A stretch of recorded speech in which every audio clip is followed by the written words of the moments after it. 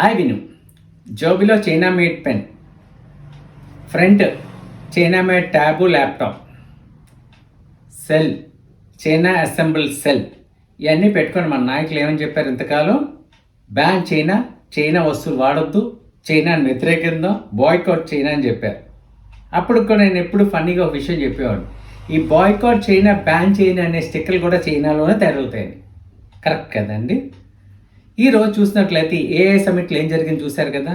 China made ఆన్లైన్లో దొరికే ఒక రోబోటిక్ డాగ్ని తీసుకొచ్చి ఒక యూనివర్సిటీ అక్కడ మేడ్ ఇన్ ఇండియా, మా ఇన్నోవేషన్ 350 కోట్ల రూపాయలు పైగా వెచ్చించి మా ఇన్నోవేషన్ సెంటర్లో మేము క్రియేట్ చేసామని చెప్పడం, తర్వాత ఆ యూనివర్సిటీని అక్కడి నుంచి వెళ్ళిపోమని చెప్పడం, ఇదంతా లోకం చూస్తుందండి. అపాస్పాలు అవుతున్నాం. Why we are so?